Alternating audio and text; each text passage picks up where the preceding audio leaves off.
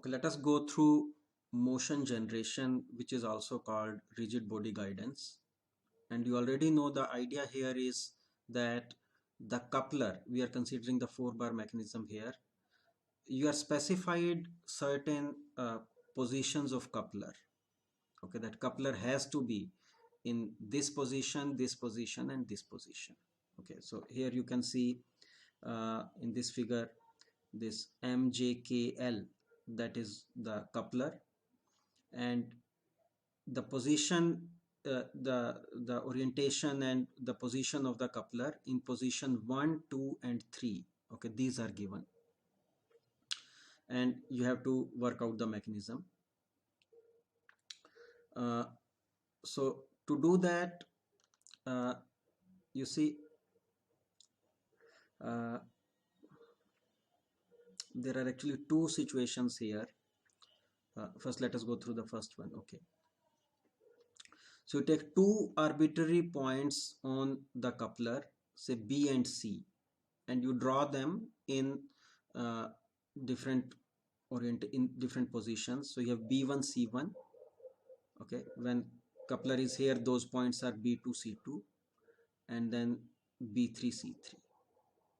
Okay, and so point B and C have already been chosen. These are actually hinge points, and all you have to do is you have to work out A and D.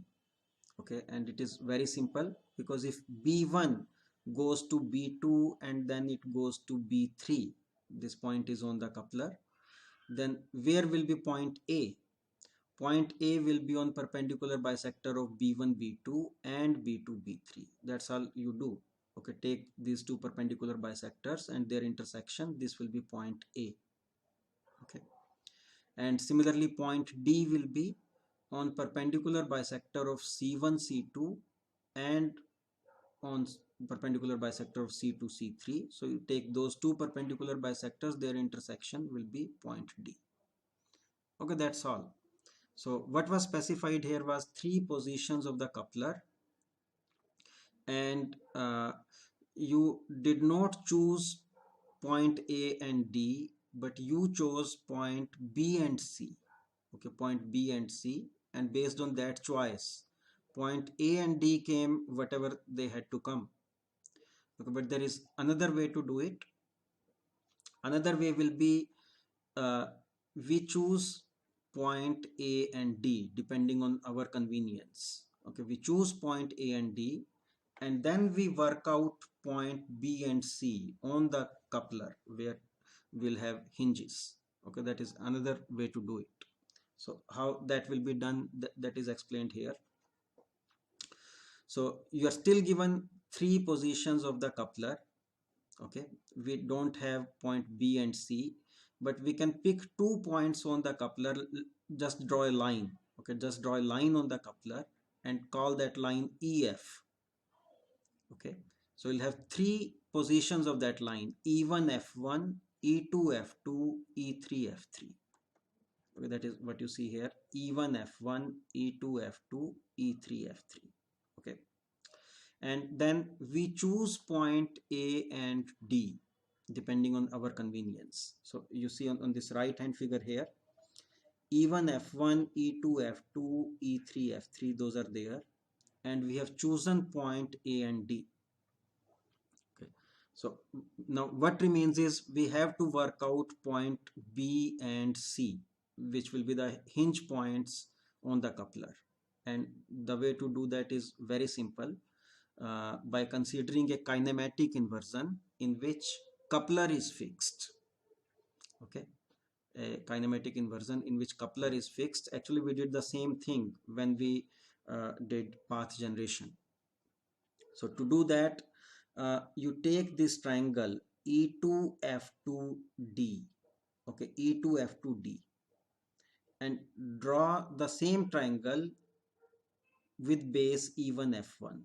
So E2F2D will be similar to E1F1, and you will get a point. You can call that point D2. Actually, that has been done here, D2.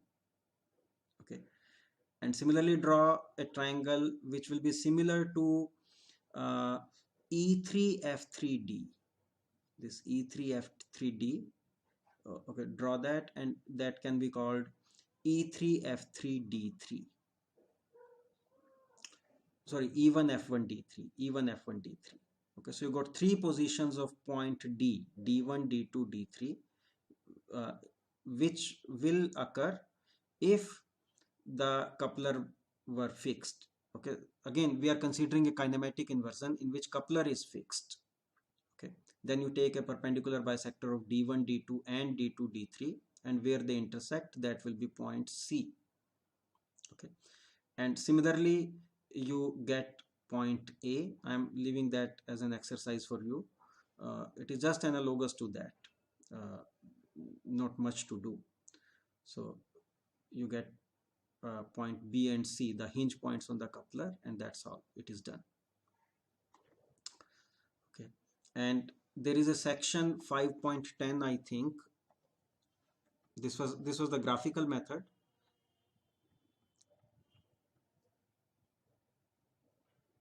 No, in section 5.11.